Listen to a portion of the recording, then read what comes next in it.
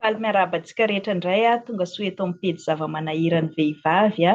araka ny fanampanantenako antsika herinandro maromaro lasa zay hoe hozaraiko amintsika eto amin'ny pejy ireo fikarohana nataoko momba ny vehivavy dia androany zany zay vao tena hoe afaka mizara an'ilay izy amintsika dia ezahako fitinina arak'izay azo atao ilay izy satria amin'ny mahafikarohana anazy zay moa zany tena hoe ilay licence en théologie izay nataoko tany Madagasikara dia 109 page 9 ny votoatiny zany hoe manomboka amin'ny teny fampidirana ka hatramin'ny teny famaranana miaraka amin'ny ireo loharanona novozana moa zany izy dia 900 page be izao dia tahak'izay koa ny master en théologie izay nataoko tany amin'ny Norvège dia ny mot moa zany ilay teny no isaina tokony hoe 25 000 mots ny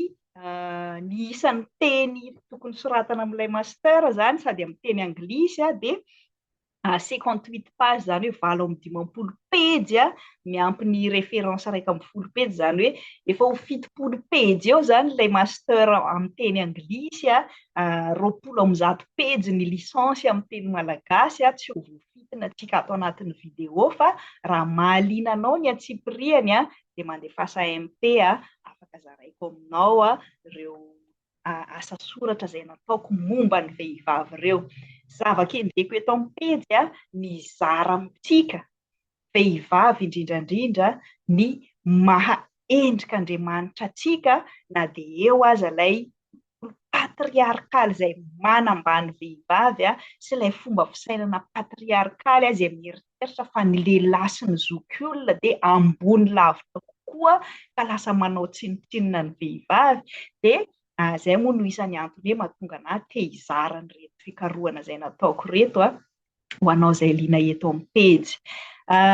Arosontsika avy hatrany amin'ilay licence en théologie mizara tokoa anankitelo zany izy ity amin'ny ankapobeny. Amin'ny voalohany tsy maintsy niainga avy any amin'ny tantaran'ny famoronana zany satria ny olombelona sy ny vehivavy dia iray amin'ilay zavaboary noforonon'Andriamanitra fa ny mampiavaka ny olombelona amin'ny zavaboary rehetrarehetra noforonon'Andriamanitra dia ny olombelona ihany zany no noforonony tahaka ny endriny sy araka ny tarehiny. Dia io ilay maha endrik'Andriamanitra ny olombelona io zany no isan'ny fototra nitondrako an'ilay asa fikarohana zany hoe aiza ho aiza moa ilay maha endrik'Andriamanitra ny olombelona dia manoloana an'izay koa ao amin'ny toko faharoa amin'izay nijereko amin'izay hoe avy aiza koa ary ity resaka patriarkalisma izay mahatonga ny vehivavy lasa tao hoe ambany kokoa noho ny lehilahy ity ary amin'ny farany moa zany amin'ny maha fikarohana kristianina anazy amin'ny maha teolojia anazy dia tsy mijanona fotsiny any amin'ny tantaran'ny famoronana sy ny zava-nisy niainany zanak'olombelona fotsiny ny maha kristianina sy ilay maha endrik'Andriamanitra ny vehivavy kristianina indrindrandrindra fa mifototra indrindrandrindra koa ao amin'ilay famoronam-baovao zany hoe rehefa maty Jesosy nitsangana tamin'ny maty dia ny restauré ny zavatra simba rehetrarehetra eto amin'izao tontolo izao izy ka isan'ny restauré namerina indray ilay maha endrik'Andriamanitra vehivavy io asa-panavotana izay nataon'i Jesosy io. Ezahako atao faran'izay malaky ihany moa zany mba hananantsika fijery malalaka kokoa ny zavatra rehetrarehetra izay nosoratana tao fa araka ny teneniko teo raha mahaliana anao ny atsipiriany dia afaka alefako aminao ity asa fikarohana ity. Ilay famoronana zany ny baiboly ihany moa ny loharano fahalalana misy eto amin'izao tontolo izao na dia ho an'ny kristianina aza fa misy koa ireo fahalalana azo avy amin'ny siansa zany hoe fahalalàn'olombelona dia isan'ny sorsana fahalalana koa ka taloha zany ny siansa taloha amintsika ankehitriny zany angano zany moa zany be dia be ny efa tsy amin'ny mondontsika zany ilay izy dia ohatran'ny hoe lainga angano arirarira tsy marina zany tsy nisy tokoa zany kotifety sy maka zany tsy nisy zany koty bekeby sy fara-malemy zany génération ankehitriny tsy haiko na mbola mahay an'izany fa zahay dia mbola niheno ny tantaran'izany tamin'ny mbola kely a. Tsy tao Madagasikara ihany no misy angano fa manerana an'izao tontolo izao dia angano no fitaovana nampitana fahalalana talohan'ny siansa. Isan'ny jereko zany amin'ity tantaran'ny famoronana ity nisy tantarana angano anankiray avy amin'ny foko bara. Ny foko 7 koa dia samy manana ny anganony sy ny fomba fanabeazany koa dia naka foko anankiray zany tamin'ny malagasy izay nahitana sorsa voasoratra moa mazava ho azy ny tantaran'ny namoronana Andriamanitra amin'izao tontolo izao sy ny olombelona. Misy an'izany hoe Zanahary sy Andriananahary namorona ny olombelona zany anona amin'ny angano malagasy ihany fa nijery koa anganona famoronana etiopiana izay isan'ny malaza ny amin'ny tantarany namoronana ny olombelona sy namoronana n'izao tontolo izao dia ny angano babiloniana moa izay manakaiky indrindra ny voalaza ao amin'ny tantaran'ny Genesisy ao amin'ny soratra masina dia isan'ny nijereko koa zany hoe ireo angano sy tantara rehetrarehetra ireo zany dia samy efa isany nanamarika ny tsy mampitovy ny lehilahy sy ny vehivavy daholo. Dia izay no nahatonga an'ilay fikarohana nataoko zany hoe tsy maintsy miainga avy amin'ny tantara ny famoronana aloha hoe avy aiza ny fahalalan'olombelona ny famoronana. Dia rehefa avy eo nijery indray ny amin'ny siansy isan'ny malaza indrindra fantatratsika moa dia ilay teorian'ny Big Bang zany hoe ny filozofia aloha zany no siansa isan'ny hoe taorian'ny resaka angano zany dia ny filozofia ny fampiasana ny fahalalany saina ny taritindry Aristote sy ireo filozofy malaza be ireo koa zany dia nanana ny fahafantarany ny olombelona sy ny mahasamihafa ny lehilahy sy ny vehivavy koa ireo. Fa nanomboka amin'ny siansa amin'izay zany ilay teoria siantifika izay manana ny toerany ambony kokoa sy lôjika kokoa amin'ny saintsika ankehitriny dia isan'ny nalaza indrindra ilay teorian'ny Big Bang zany hoe araka ny ry Albert Einstein moa zany isan'ny malaza indrindra nanomboka fizisiana isan'ny hoe namoaka teoria voalohany momba ny amin'ny hoe mahaboribory ny tany satria raha ny fitantaran'ny Genesisy tamin'ny andron'ny zanak'Israely tany amin'ny Babilôna nanoratana ny tantarany Genesisy. Izay ilay lazako hoe mifanarakaraka kokoa amin'ilay tantarany fameronana babiloniana ny fomba nampitany razamben'ny Israely tamin'ny taranany ny verina avy any amin'ny fahababoana tamin'izany fotoana zany ny namoronan'Andriamanitra amin'izao tontolo izao dia efa taty amin'ny taona 1900 zany efa taty amin'ny taonjato faharoapolo taty izay vao nisy siantifika zany nanapirofo hoe boribory ny tany dia niainga tamin'izany Big Bang nisy fipoahana mamay be zany tany amin'ny 4 milliards d'années 4 milliards d'années talohan'ny foronantsika olombelona zany no nisy an'io Big Bang io araka ny filazany siantifika anazy moa tena théorie de l'évolution misy détail be da be tsy dia hidirako lalina fa nezako ny fitinina zany ilay izy zany hoe mitovy ihany zany ny conclusion ny tantaran'ny famoronana avy tamin'ny angano na ny avy tamin'ny siansa hoe ny forona alohan'ny tany araka ny teorian'ny Big Bang moa dia hoe ny tany zany hoe ny terre sy ny mercure sy ny Venus sy ny Mars no ny forona voalohany ilay planeta anankiefatra zany dia izay vao ny forona tsikelikely amin'izay ny zavatra rehetrarehetra ao ambonin'ny tany sy tamin'ny planeta hafa. Fa ao amin'ny soratra masina moa zany ao amin'ny baiboly tsy amin'ny soratra masina hafa ho an'izay finoana hafa dia tsy miresaka loatra mahakasika an'ireo planeta hafa izy satria ny tena kenjen'ny soratra masina indrindra ny baiboly dia manondro an'ilay famonjena vitan'ny Jesosy ilay Kristy zany hoe ny testameta taloha rehetrarehetra zany dia manondro an'ilay Jesosy ho avy ary ny testameta vaovao rehetrarehetra dia miverina mampafantatra n'ilay Jesosy efa tonga raha amin'ny ankapobeny zany. Fa Zay no mahatonga ny tantaran'ny famoronana ao amin'ny soratra masina na ny baiboly io na ny korana io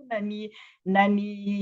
soratra masina amin'ny finoana hafa dia tsy miresaka loatra planeta hafa izy. Ny Coran moa miresaka ihany amin'ny famoronana ny anjely sy ny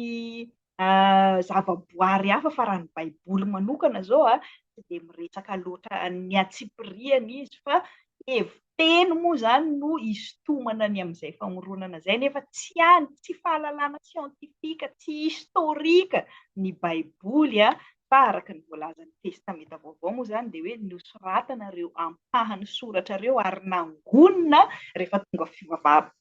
mpanjakana romanina ny fivavahana kristianina mba hananantsika finoana sy ahaizantsika mianatra ny hoe ohatrany ahoana zany lalana manaradia an'Andriamanitra zany. Zany hoe ny fikarohana nataoko zany tsy hanaporofo teoria siantifika fa manamafy kosa hoe namboarin'Andriamanitra ny olombelona, lehilahy sy vehivavy tsy mitovy ny taovam-pananahany lehilahy sy ny vehivavy fa mitovy kosa izy eo anaten'Andriamanitra. Tsy ilay taovam-pananana no mitovy. Misy moa teolojia amin'izao fa mivelatra be dia mieritreritra hoe asa tsisy fanambadiana zany hono rehefa tonga any an-danitra any dia tsisy resaka lehilahy sy vehivavy hono rehefa tonga any. Tsy hitaka amin'izay zany ary ny fikarohana nataoko moa araka ny mahalisansy anazy tany Madagasikara ny mianatra tsy mivelatra be ohatran'izay zany ilay toe-tsaina nentina nanao an'ilay fikarohana ary na ny documentation nampiasaiko koa aza tsy nanana resource mivelatra be ohatran'ny resaka hoe resaka fitoviana fananana sy ny tariny efa misy aty ivelany fa arak'izay resource nampiasaiko tao zany dia mitovy eo anatrehan'Andriamanitra ny lehilahy sy ny vehivavy, tsy ny taovam-pananahana fa ny nanamboarany anazy dia samy nomeny an'ilay endrik'Andriamanitra sy ilay tarehin'Andriamanitra araka ny voalazan'ny soratra masina. Dia izay moa ilay imago Dei ilay resahako eto terme teolojika ilay izy samy hafa koa io amin'ny fiheverana filozofika, zany hoe ny filozofiandry Platon sy ry Blaise Pascal sy nezako nazavaina ao anatin'ilay tapany voalohany momba ny filozofia ary tsy mitovy koa io amin'ny teolojia katolika na katolika romanina io na katolika orthodoxe na amin'ny teolojia réformé. Fa raha fitiniko fotsiny zany amin'ny filozofy zany mivelatra be, samy hafa be ny fiheveran'ny olombelona. Io ilay nianarantsika tamin'ny terminale, sasany miteny hoe l'homme est naturellement bon, c'est la société qui le déprave, sasany hoe l'homme est un animal politique, l'homme est un animal penseur sy ny tariny. Zay ilay filozofia zany. Fa ao amin'ny teolojia indray ny an'ny katolika zany tafaran'ny réformation nanomboka tamin'ny concile de Trente taty amin'ny 1545 zany dia amin'ny katolika zany ilay hoe tarehin'Andriamanitra sy ilay hoe endrik'Andriamanitra dia zavatra samihafa io. Ilay hoe endrik'Andriamanitra dia ilay fanahy ny fahamarinana nomen'Andriamanitra ny olombelona, zany hoe na mivavaka anao na tsy mivavaka dia manana conscience ianao mahafantatra hoe nisy namorona za. Misy moa ny mieritreritra hoe tsy nisy namorona izy fa ohatrany hoe nateraky ny ray aman-dreny fotsiny, fa samy manana n'io capacité io zany ny olombelona tsirairay, na manana éducation religieuse izy na tsy manana. Fa ilay tarehin'Andriamanitra amin'ny katolika dia ilay hoe moral, zany hoe ilay vie politikan'ilay olona zany io ilay ozy izy hoe io no simba ilay tarehin'Andriamanitra, ilay moral n'olombelona ozy izy no simba tamin'ny rehefa nanota i Adama sy Eva, fa ilay endrik'Andriamanitra ao amin'ny olombelona dia tsy simba io. Zay ny teolojia katolika zany. Amin'ny katolika zany dia hoe manana hery afaka hisafidy hanao ny tsara ny olombelona fa safidin'ny olombelona no manao ny ratsy. Fa amin'ny teolojia réformé indray zany hoe manomboka amin'ny Lutera zany, ny réformé moa mitambatra daholo zany rehefa taty afaran'ny réformation. Amin'ny Lutera indray zany dia mitovy ihany ozy izy io ilay hoe endrik'Andriamanitra ny foron'Andriamanitra araka ny endriny sy tahaka ny tareny io mitovy ihany izy fa fanamafisana teny fotsiny izany hoe ilay fifandraisana amin'Andriamanitra. Zay zany izy amin'ny teolojia loterana, amin'ny teolojian'ny Lotera. Zany hoe io ilay nanamafisany Lotera hoe sady mpanota zato isan-jato ny olombelona no marina zato isan-jato rehefa nohamarin'i Jesosy tamin'ny rany nalasany teo amin'ny hazo fijaliana. Zany hoe ny teolojia loterana zany raha ampitaina amin'ny teolojia katolika dia miteny hoe tsy manana hery isafidy anao ny tsara sy anao ny ratsy ny olombelona fa mila n'ilay fanahy masina, mila n'ilay fanan'Andriamanitra ankoatran'ilay conscience maha olombelona zay vao afaka tsy manota, afaka tsy manao, afaka misafidy manao ny tsara. Ary io koa ilay mahampanota zato isan-jato sy mahamarina zato isan-jato zany dia miankina amin'ilay fifandraisana amin'Andriamanitra. Ka io miovaova. Vita batisa anao dia misy vy betsaka afaka ny fifandraisanao amin'Andriamanitra. Fa mbola omen'Andriamanitra malalaka anao ohatra ny Adama sy Eva hoe iry tsy azo hoanina, ireto ihany no hoanina dia rehefa mihinana an'iny ianao dia tapaka ny fifandraisanao amin'Andriamanitra. Dia rehefa mibebaka indray ianao dia miverina indray ilay fifandraisanao amin'Andriamanitra. Dia zany ilay teolojia loterana hoe ka olombelona mandra-pialatsika eto ambony tany eto tsy ho marina zato isan-jato zany. Tsy hoe manao ny marina foana rehefa kristianina, fa misy fotoana anao amin'ny maha olombelona anao dia manota anao, lavo anao, tapaka ilay fifandraisanao amin'Andriamanitra dia mibebaka anao rehefa avy eo amin'ny fonao tokoa fa tsy amin'ny vavanao ivelany fotsiny miverina mandeha am-piangonana lady dia voafafa daholo amin'izay ilay natao dia miverina ilay fifandraisanao amin'Andriamanitra dia mitohy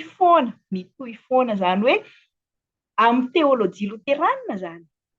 Tsy ilay fifandraisana amin'Andriamanitra fotsiny io endrik'Andriamanitra io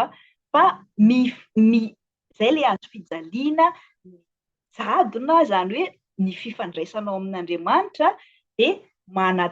rehefa mifandray amin'Andriamanitra ianao vitan'i Jesosy teo amin'ny hazo fijaliana ny fampihavanana anao indray mandeha amin'Andriamanitra dia lasa mihavana amin'ny samy olombelona koa anao dia tsy amin'ny samy olombelona ihany, mihavana amin'ny tenanao anao zany hoe mamela ny heloka vitanao koa anao noho ny fiasan'ny fanahy masina dia mahay mamela sy mifandray amin'ny namanao anao ny olona rehetrarehetra manodidina anao dia mahay mifandray amin'ny zava-boarin'Andriamanitra rehetrarehetra koa anao zany hoe miverina aminao indray mandeha zany ilay araka ny namoronan'Andriamanitra anao hoe ho mpanjaka, ho mpikarakara ny zava-boary fa tsy ho mpanimba ny zava-boarin'Andriamanitra. Zay raha fitiniko ilay izy amin'ny réformé mbola misy samihafa koa io taty aorianan'ny Lotera koa dia nisy réformateur be dia be isany ohatra amin'izany zao ohatra amin'ny Calvin indray ohatra ilay resaka hoe endrik'Andriamanitra dia mifandray amin'ny resaka hoe fanamasinana, resaka sanctification indray no hitondrany an'ilay fanazavana. Dia ohatran'izay ireo teolôjiana marobe nifandimby taty afara ry Karl Barth sy ireo systématiciana be dia be koa dia samy mbola nitondra ny fanazavany ny amin'ilay hoe mahay endrik'Andriamanitra fa ny tovizan'izy rehetrarehetra dia izao hoe na lehilahy ianao na vehivavy ianao tsy misy ifandraisany taovam-pananahanao mihitsy ilay maha endrik'Andriamanitra anao. Zay zany ilay zavatra fehiny ilay voalohany amin'ity fikarohana izay nataoko ity. Eo amin'ny toko faharoa rehefa mazava zany ilay fampianarana sy teolojia sy ilay fisainana tao anatin'ny siansa sy ny angano dia jereko amin'izay hoe avy aiza amin'izay ary patriarkalisma ty. Raha ohatra ka izay ary ny olombelona mitovy maninona ny lasa eritreretina tsy mitovy indray. Jereko ireo famaritana samihafa manomboka tany amin'ny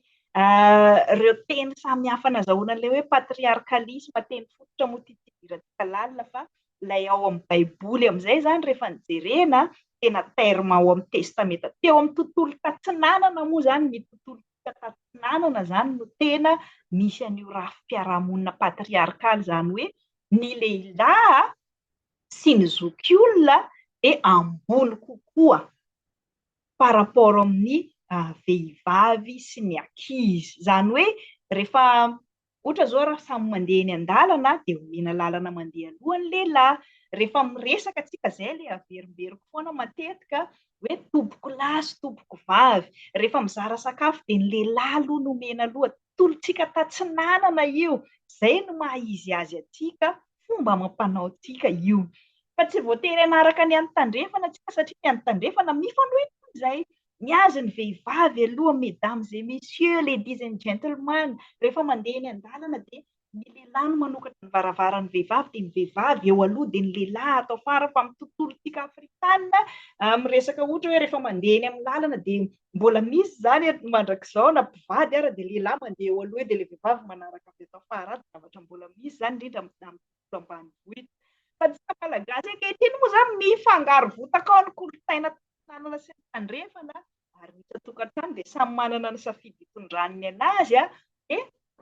amin'ny tontolontsika tatsinanana zany ny tena misy an'izy io ary ny baiboly izay mitantara ny tantaran'ny zanak'Israely dia tao anatin'ny tontolo tatsinanana. Ka tsy afaka nisaraka tamin'ilay kolontsaina zany satria na ny mpanoratra an'ireo boky ao amin'ny baiboly ireo na nanangona hoe inona ny atao kanona ao amin'ny baiboly na ireo ray ny fiangonana rehetrarehetra sy ny tarika ny fiangonana kristianina dia lehilahy daholo ny ankamaroany satria tao anatin'ilay patriarkaly moa mazava ho azy ny lehilahy no mianatra, lehilahy no manoratra sy mamaky teny dia mazava ho azy ny soratra ny nouveau soratra dia tsy dia misy loatra zany ilay soratana vehivavy raha tsy efa taty amin'ny andron'ny testameta vaovao. Jesosy vao nanova ny tontolo patriarkaly jiosy dia io amin'izay ilay miparitaka amin'ny kristianina ankehitriny. Isany jerena koa ilay patriarkalisme eo amintsika malagasy satria tsika malagasy moa zany efa ty Amerika amin'izao vao tena manomboka mikaroka hoe iza tokoa moa tsika ty, tsy mbola tena misy be dia be ny teoria samihafa. Tsika ao anatin'ny ranomasimbe indiana dia misy kolontsaina tatsinanana ao, tafiditra amin'izany moa ny kolontsaina afrikanina rehetrarehetra, fa nozanahana frantsay sy anglisy koa zany hoe mifangaro ao koa ny kolontsaina tandrefana zany lasa tafitofoka ao amintsika ao fa raha ny fikarohana mba hitako zany sy mijery ny zavatra misy iainan'ny malagasy ankehitriny amin'ilay raha patriarkaly malagasy dia plutôt tatsinanana atsika na ny fitenitsika ne misy fototra maromaro avy any Azia, sasany avy any Afrika, ho anay avy ao Mahajanga ao moa zany dia mifangaro teny komoriana, zany hoe mifangaro be zany atsika fa isan'ny iombonana kosa nefa ilay tontolo patriarkaly. Fa na izany na tsy izany talohan'ny nahatongavan'ireo vahiny marobe taty afara ireo indrindra talohan'ny fanjanahantany dia tena azoko lazaina hoe matriarkaly atsika malagasy nanana mpanjaka vehivavy maro nifandimby atsika tsy tao Antananarivo ihany fa tamin'ny royaume-na Sakalava sy ny tany atsimo rehetrarehetra tany koa ary dia nisy mpanjaka vehivavy, nisy mpitarika vehivavy zany hoe atsika zany nifangarongaro tao tsy ilay tatsinanana nanjakan'ny patriarkalisme fotsiny zany ny kolontsaina nisy tao Madagasikara fa efa nanana ny fametanana maha-izy azy ny vehivavy io atsika. Io moa isan'ny niarahantsika maha-afrikanina atsika. Ny aziatika tena patriarkaly tatsinanana feno izy fa ny afrikanina tena manao ho zava-dehibe sy manan-danja ny vehivavy zany hoe bebe amin'ny afrikanina zany renibe zany tena toteny zany amin'ny kolontsaina afrikanina ary ny feminista afrikanina maro moa dia tena mahita sy mitsotra mihitsy hoe isan'ny nanapotika ny matriarkalisme tany Afrika ny fahatongavany fivavahana kristianina patriarkaly izay mety ny tandrefana. Ohatra misy contradiction be ao raha ohatra ka resana amin'ny ankapobeny ohatran'izany hoe ny tandrefana neka patriarkaly nefa izy no mitondra ny fivavahana kristianina nampapatriarkaly ny tontolo matriarkaly. Isan'ny fanazavana azo raisina momba an'izay moa zany tamin'ny andron'ny misionera tonga tany amintsika tany Afrika zany dia ny ankamaroan'ireo misionera ireo dia niaraka tamin'ny vady aman-janany. Zany hoe ilay lehilahy misionera zany miaraka tamin'ny vadiny sy ny zanany satria izy amin'ny tanàna vaovao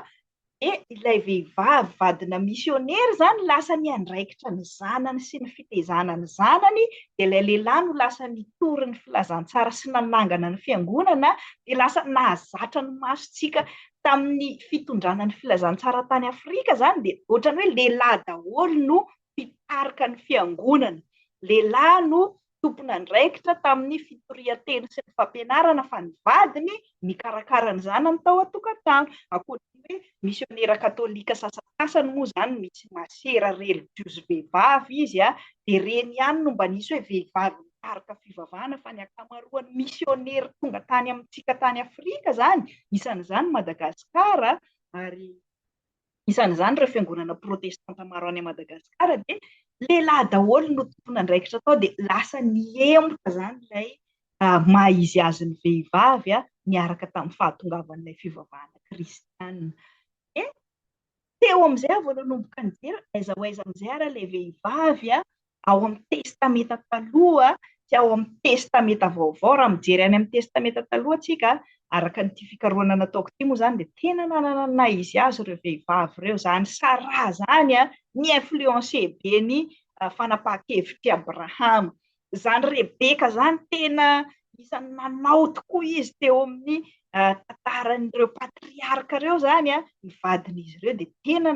tena toteny tamin'izareo lehilahy. Ary aty amin'ny testameta vaovao moa zany na dia be dia be amin'izay ny zavatra nitranga tao amin'ny testameta taloha ka nampiendanja ny toeran'ny vehivavy dia rehefa tonga renin'Andriamanitra i Maria no fidian'Andriamanitra ho vehivavy nahatongavany famonjena, nahatongavany ho olombelona ara-nofo dia nanomboka niverina tsikelikely, ary tena naverin'i Jesosy sy ireo apôstôly amin'izay ilay mahaendrik'Andriamanitra ny vehivavy tsy arak'ilay rafi-piarahamonina ny fandovan'olombelona zany, fa tena zanak'Andriamanitra, ampiasain'Andriamanitra tahaka ny lehilahy koa ny vehivavy. Dia ivelan'ny kristianina moa zany isan'ny jereko foana koa ny vehivavy silamo, ny vehivavy loteranina manokana tamin'ny maha-mpianatra loteranina anakay, satria isan'ny zavatra voatasiky lotera io, ary izay no mahatonga confusion be amin'ny fiangonana loteranina maro manerana an'izao tontolo izao, satria lotera zany tsy miteny mivantana mihitsy izy hoe ny vehivavy, satria samihafa moa zany ilay prêtre, zany hoe ilay mahampisorona, efa tsy tafiditra anatin'ny sakramenta intsony amin'ny fiangonana réformé zany ilay ordinationa tahaka ny an'ny katolika, fa araka ny lotera dia hoe samy mpisorona ny mino rehetrarehetra, zany hoe tsy misy io na lehilahy na vehivavy, ary izay namafisiny Paoly, teolojian'ny Paoly no isan'ny voizin'ny lotera hoe tsy misy tsony na lehilahy na vehivavy na jentilisa na ahoana tsony rehefa tonga kristianina anao izay le atao toko fahatelo amin'ity fikarohana ity, ilay hoe ilay famoronam-baovao nentin'Andriamanitra zany. Dia na dia misy aza io rafi-piarahamonina mipetraka io, Jesosy tsy nandrava ny zavatra rehetrarehetra, fa hozy izy hoe hanao asa lehibe noho izay nataoko ianareo kristianina, dia ianareo indray zany no natao hanarina, fa ny dian'i Jesosy dia namerina n'ilay fifandraisana tapaka, ka rehefa miverina ilay fifandraisana tapaka, efa tonga olom-baovao zany ny kristianina, dia mahalala tsara hoe ay ve samy noforonon'Andriamanitra ho tahaka ny endriny sy araka ny tarehiny ilay vehivavy sy ilay lehilahy. Izay zany no isan'ny hoe nikarohako amin'ny antsoriany tamin'ity licence ity dia ny tamin'ny master indray moa zany ezahako atao faran'izay malakilaky izy amin'ny teny anglisy rahateo moa zany ity, dia fohy kokoa ny teny ampiasaina sy ny fanazavana anazy, fa mizara chapitre anankidimy, mizara toko anankidimy zany ilay fikarohana nataoko tamin'ny master ity moa zany amin'ilay toerana nianaranay tany a Norvège, tena hoe misy structure tsy maintsy arahana mihitsy amin'ilay fikarohana natao dia amin'ny voalohany zany aloha mampiditra tamin'ny ankapobeny fohy kokoa izy, raha 20 pejy ny licence tamin'ny teny malagasy. Ny teny malagasy koa mampiasa teny marobe vao tena mazava, dia atsasaka an'izay fotsiny ilay master amin'ny teny anglisy dia teto zany tsy nijanona fotsiny teo amin'ny tontolo malagasy sy ny tontolo tatsinanana fa nivelatra kokoa ary nampiasa document anankiray eran-tany nampiasainy fiombonan'ny fiangonana loterana eran-tany moa ity ilay mitondra lohateny hoe gender justice policy ity eto amin'ilay resaka gender amin'izay zany ilay teneniko efa mivelatra kokoa izy satria mampiasa teny vahiny misy contexte mivelatra kokoa amin'izay manomboka eto dia ny fiombonan'ny fiangonana loterana eran-tany moa zany na dia mireconnaître ny fisian'ireo genre marobe dia tsy nandray fanapahan-kevitra kosa izy mahakasika ny amin'ny hoe fanambadiany mitovy fananana. Ny loterana eran-tany io zany tsy mitovy amin'ny hoe loterana ty andrefana fa ao dia mifangaro ny tatsinanana sy ny tandrefana zany hoe miara-mandray fanapahan-kevitra ny rehetra dia isan'ny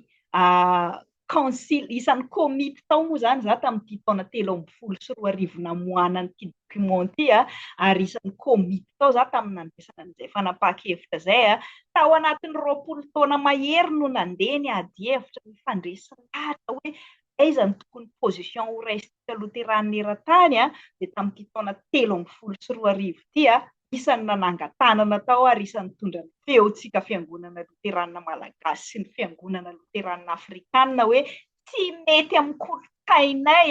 tsy mety amin'ny teolojianay afrikanina tsy tatsinanana zany hanaiky fanambadiany mitovy fananana zany fa nareo manao anazy ajainay mitovy any amin'ny toerana misy anareo ihany izay mety aminareo fa aza hoentina aty aminay zany hoe na document international aza ity gender justice policy izay nanaovako fikarohana tamin'ny master aty dia mipetraka eo amin'ilay resaka gender ihany zany hoe ilay fanamafisana kokoa ny maha endrik'Andriamanitra ny vehivavy zany no tena isan'ny ilofosan'ity document ity fa tsy midralina amin'ny resaka orientation sexuelle. Dia amin'ny toko voalohany amin'ity fikarohana nataoko ity zany dia manazava ny ankapobeny izy ny hoe ny motivation-ko, ny méthodologie ampiasaiko sy ny fizarany boky tsy idirantsika lalina iny amin'ny faharoa manazava amin'ny antipiriany ilay hoe inona daholo moa ireo soratra efa nataon'ny lotera momba ny vehivavy be dia be izy ireo fa araka ny efa nolazaiko teo zany samy amin'ny fiinterpretevany anazy ny teolojianina samy hafa ary ny fiombonan'ny fiangonana loterana eran-tany koa amin'ny fiombonana fiangonana réformé anazy zany tsy mitovy amin'ny katolika io hoe ny katolika romanina dia manana foibe anankiray any a Roma, ny katolika orthodoxe moa manana patriarka samy hafa izy zany hoe misy patriarka 5 sa 9 eo koa samy hafa ny anazy zany hoe misy fitantanana iombonana fa ny an'ny fiangonana protestanta na ny loterana eran-tany zany dia misy anankiroa isany hoe matanjaka be koa dia ilay fédération luthérienne mondiale manana ny foibeny any Genève sy ilay International Lutheran Council zany na ny ILC ozy antsika malagasy mbola tsy tafiditra mpikambanao anatiny io moa ny fiangonana loterana malagasy raha tamin'ny fotoana izay nanaovako an'ity fikarohana ity dia mifototra kokoa amin'ilay fiombona fiangonana loterana eran-tany manana ny foibeny any Genève zany no fikarohana nataoko fa na izany ary dia nijereko foana koa ilay tantaran'ny fiangonana loterana malagasy izay misy anakasika niraka anakananao fianarana ity moa tamin'izay dia mazava ho azy fa tsy maintsy nazavaina koa ny terme ampiasana zany hoe samy hafa ilay resaka genre sy ilay resaka sexe dia amafisiko tsara foana zany matetika moa io afangaron'ny olona ary be dia be indrindra amin'ny fianaranay aty Amerika amin'izao no tady hanao lala manapaka foana hoe rehefa mitovy ny gender justice dia mampiditra ny resaka gender rehetrarehetra fa mbola tsy anatin'ny contexte atsika malagasy moa zany amin'io dia amafisiko foana mihitsy amin'ny firesahako ny momba ny miralenta fa ny miralenta tompoko dia ilay maha endrik'Andriamanitra ny vehivavy tsy ambany noho ny lehilahy ny vehivavy fa tsy miresaka mihitsy ny fitovian'ny fananahana. Ny fananahana dia samy hafa fa ny valeur no mitovy. Dia amin'ny toko fahatelo zany dia nanao filazana fahafantarana momba an'ilay hoe inona moa ilay loterana ratany sy ilay document nanaovako fikarohana io zany hoe ato amin'ny toko fahaefatra zany zay vao manomboka miditsy kelikely nijereko tsirairay zany ohatra ny ahoana ny io resaka lehilahy sy vehivavy io any Afrika, any Azia, Amerika sy ny Eoropa zany hoe mivelatra be zany aloha ilay fikarohana zay vao amin'ny farany vao miresaka manokana an'ilay hoe amintsika malagasy amin'izay ary dia raha mijery an'ireo rehetrarehetra manodidina eran'izao tontolo izao ireo zany dia nahita fa ny azo ampiarina amintsika malagasy satria raha ny araka n'ity document ity moa zany le gender justice policy ity dia tokony mandalo etapy anankitelo zany ny fampiarana anazy zany hoe amin'ny voalohany dia fampahafantarana amin'ny ankapobeny hoe inona moa zany gender justice zany na zany mira lenta moa zany fahaizantsika anazy za koa mandrakandroany mbola sahirana hoe inona tokoa moa zany ilay tena andikanan'ilay gender justice amin'ny teny malagasy dia amin'ny faharoa araka ny sosikevitra n'ity document ity zany dia hoe ampifandraisina amin'ny resaka zony vehivavy sy resaka fototra ara-teolojika sy ara-biblika le izy fa ny resaka zo moa amintsika any Madagasikara tsy ny zony vehivavy ihany fa amin'ny toerana be kolokolo tahaka ny Madagasikara dia teoria fotsiny zany zo zany mananjo iteny mananjo iasy mananjo itovy karama fa amin'ny pratika le izy tsy misy mirarahana zany ny fanjakana tokony hampiatra ny zo indray aza no manararaotra ny madinika ka araka ny sosikevitra amin'ity fikarohana nataoko ity zany dia tsy any amin'ilay resaka zony vehivavy sy zony olombelona mihitsy izay efa tsy ny an'ny vehivavy ihany no tsy respekte ny zo any Madagasikara sy amin'ny toerana be kolokolo ohatry atsika rehetra any Afrika zany fa tsisy valeurany zany ilay resaka hoe zony vehivavy araka n'ilay hoe zo lalàna fa raha mijery ny tantarany resaka hoe zon'olombelona isika sy ny resako amin'ity tsisany nataoko amin'ny fikarohana moa zany fa fahafantarana antsika vehivavy ihany satria resahana foana ilay hoe zony vehivavy zon'olombelona fa araka ny lazaiko teo tsy misy mirarahana zany ny tany tsy tandalàna ohatran'ny Madagasikara na ny zony mpilatsaka filoham-pirenena sy ny constitution antika raha tsy misy manaraka rehefa tena tonga ny pratika ka indrindra moa ny zontsika vehivavy zay mbola iadivana lavitra be ihany fa ny atao hoe zo zany nanomboka taty aorianany ady lehibe faharoa no nisian'ilay hoe Nations Unies zany hoe firenena maromaro eran-tany mitambatra hoe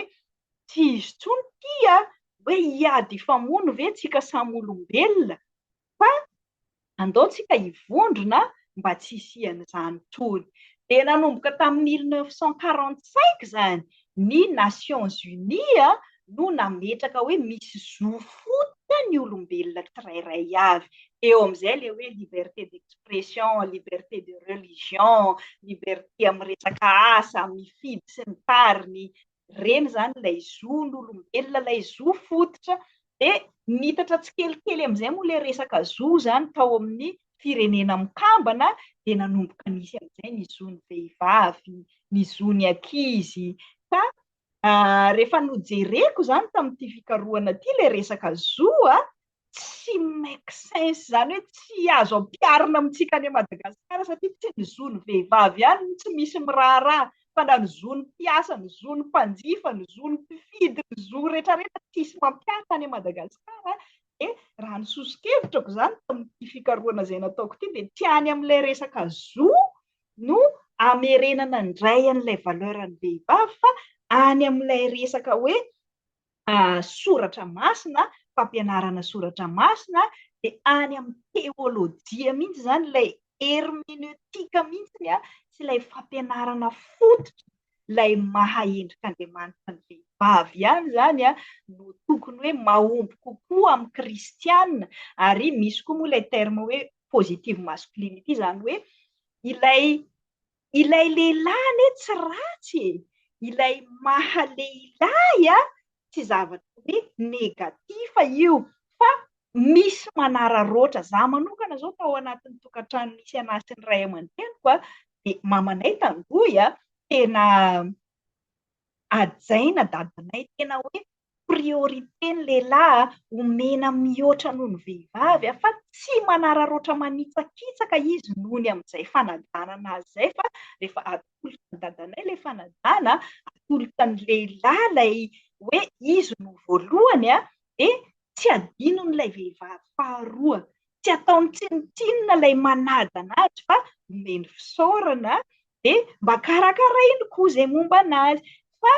ilay mahalehilahy lasa voizy ny kolontsaina malagasy zany dia hoe lehilahy tsy maintsy mampirafy, lehilahy toujours beau gosse, lasa négatif masculinité zany no voizina fa ilay mahalehilahy hoe ny lehilahy anie natao hiaro e, ny lehilahy anie natao hity e, ny lehilahy anie natao hamelo e. Reny zany lasa adino indray fa lasa ilay hoe lehilahy ambony fotsiny no voizina dia lasa ilay vehivavy no ambanimbaniana. Misy zao ohatra tokantrano ilay vehivavy ohatra no mahita opportunité-na asa,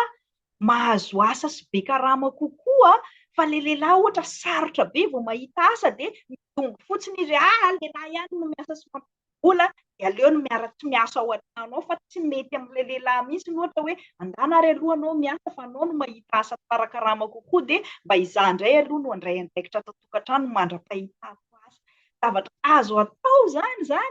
fa nohon'ilay toe-tsaina dia lasa hoe tsy misy négociation. Izay tiako atao satria lehilahy no lohany. Ilay mahalohany an'i Jesosy iny tsy nanao izay tiany natao fa niainy aza no napolony teo amin'ny hazo fijaliana mba hamonjena an'ilay ratsambatana. Izany hoe ilay lehilahy mitia manolotra ny ainy mba hikarakarany an'ilay vehivavy izany no voizina kokoa fa tsy ilay lehilahy manjakazaka manao izay tiany atao ka lasa manambany an'ilay vehivavy. Araka ny lazaiko teo be dia be ny zavatra tiako lazaina sy ampitaina fahaizana fitinina sy mba tsy hamonamonaina ny fizarana izay ataoko eto dia raha mahaliana anao ny atsipiriany dia mandefasa message MT dia afaka zaraiko aminao alefako amin'ny Facebook na alefako mail aminao ny boky iray manontolo raha mahaliana anao. Dia misaotra anao niaino sy nanaraka hatramin'ny farany dia mba zarao amin'ny commentaire ao koa hoe inona no mba feedback avy aminao, inona no tena zava-baovao tena hoe mba nanaitra sy niraisinao voandroany raha tamin'izay zavatra maromaro vitsivitsy izay nifampizarana teto izay. Misaotra tompoko.